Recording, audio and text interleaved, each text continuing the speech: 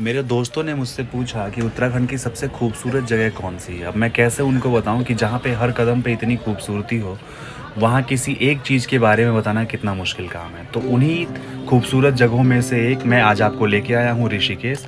और ऋषिकेश का सबसे प्रसिद्ध और सबसे खूबसूरत आश्रम मैं आज आपको लेके चलूँगा, जिसका नाम है परमार्थ निकेतन। दोस्तों, मेरा नाम अमन है और मैं आपका स्वागत करता हूँ अपने चैनल ट्रैवल स्ट्रीट पे। दोस्तों, ये आश्रम राम झूला से बहुत ही नज़दीक, लगभग 200 से 300 मीटर की दूरी पे स्थित एक छोटी सी मार्केट है। उस मार्केट को क्रॉस करने के बाद से आप इस आश्रम पे आ सकते हैं। और इतना ये फेमस और इतना ये महत्वपूर्ण आश्रम है कि आप किसी से भी यहाँ पे पूछेंगे, सभी को इस आश्रम के बारे में पूरी जानकारी हो, आपको बता देगा कहाँ पे है। वैसे आपको पूछना नहीं पड़ेगा। और हम लोग अंदर आ गए हैं, चलिए मैं आपको दिखाता हूँ। देखिए कितना सुंदर व्यू है। ये मेन गेट से जैसे ही आप एंट्री करेंगे, आप दोनों ही साइड में छोटे छोटे पार्क बनाए गए हैं, छोटे छोटे भगवान की मूर्तियां हैं, इसके अंदर झांकियां बनाई गई हैं। दोस्तों, इस आश्रम की महत्वता का अंदाजा आप इस बात से लगा सकते हैं कि अगर ऋषिकेश में किसी भी प्रकार का नेता या अभिनेता आता है तो वो इस आश्रम में एक बार विजिट जरूर करता है। यहाँ पे अमिताभ बच्चन से लेकर के अनुपम खेर तक, और अपने देश के राष्ट्रपति से लेकर के यहाँ पे बहुत सारे राज्यपाल, बहुत सारे मुख्यमंत्री, बहुत सारे बड़े बड़े मंत्री यहाँ पे आते हैं। बहुत बड़े बड़े इंडस्ट्रियलिस्ट अगर वो ऋषिकेश आते हैं तो परमार्थ निकेतन जरूर विजिट करते हैं, और यहाँ की आरती में भी वो जरूर आते हैं।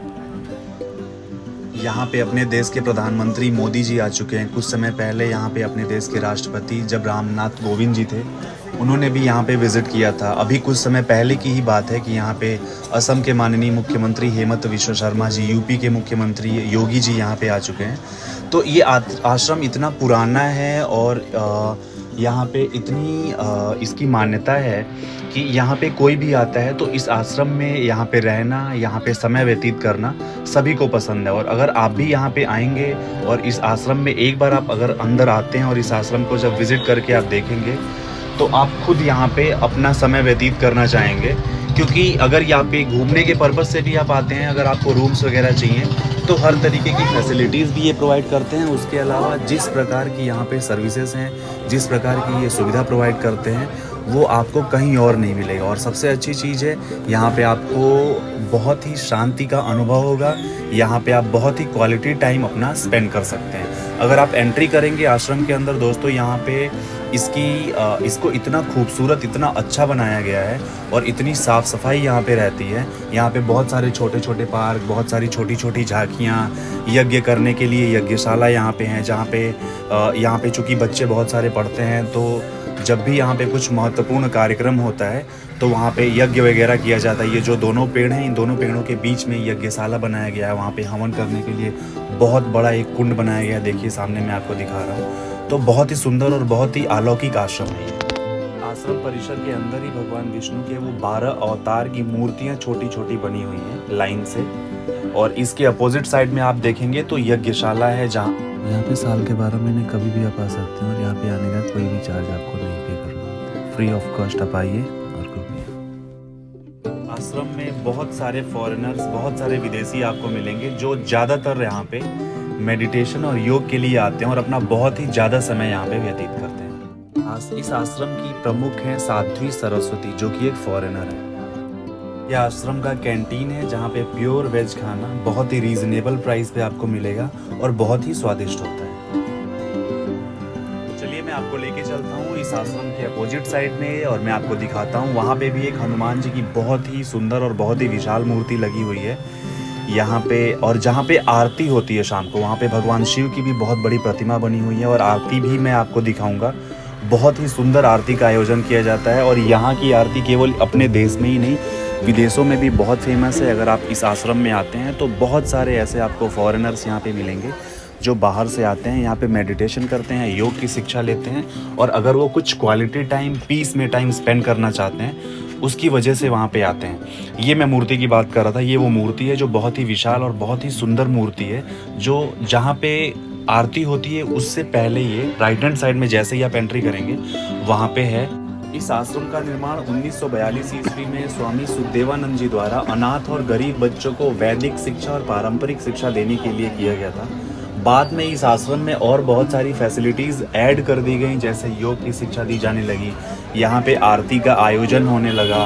उसके बाद से बहुत सारे यहाँ पे रूम्स बनाए गए। अगर आप यहाँ के आना चाहते हैं, और जैसे लोग होटल्स में रूम लेते हैं, अगर आप इस आश्रम में रूम लेके रहना चाहते हैं तो आप यहाँ पे रह सकते हैं। बस चूँकि ये आश्रम है तो यहाँ पे बहुत सारी चीज़ों पे बंदिश है। बहुत सारी चीज़ें आप यहाँ पे कर सकते हैं, बहुत सारी चीज़ें आप नहीं कर सकते हैं।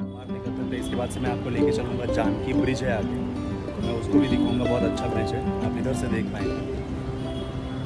वो मेरे पीछे जो आपको दिख रहा है जानकी ब्रिज, मैंने आपको जानकी ब्रिज दिखाया था। इसके जस्ट अपोजिट साइड में क्रिमिनेशंस वगैरह होती हैं यहाँ पे। तो अभी मैं आपको लेके चल रहा हूँ, शाम की आरती में आपको दिखाऊंगा कैसे यहाँ पे कितनी भव्य आरती का आयोजन किया जाता है। और बहुत ही देसी और विदेश के जो सैलानी होते हैं वो इस आरती में पार्टिसिपेट करते हैं और उसका आनंद उठाते हैं। और दोस्तों, अगर आपको मेरी वीडियोस पसंद आएंगी तो प्लीज़ आप मेरे चैनल को लाइक कीजिएगा, सब्सक्राइब कीजिएगा, शेयर कीजिएगा। बने रहिए, मैं आपको लेके चलता हूँ आरती में।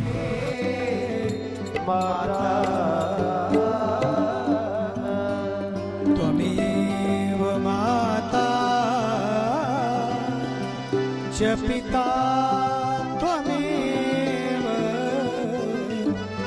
त्वमेव बन्धु च सखा त्वमेव, त्वमेव विद्या द्रविणं त्वमेव, त्वमेव सर्वं मम देव देव। सर्वे भवन्तु सुखिनः, सर्वे सन्तु निरामयाः, सर्वे भद्राणि पश्यन्तु। जय राधा रमण हरि बोल, हरि बोल। जय जय राधा रमण हरि बोल, जय जय राधा रमण हरि बोल, हरि बोल। जय जय राधा रमण हरि बोल, जय जय राधा रमण हरि बोल, हरि बोल। जय जय राधा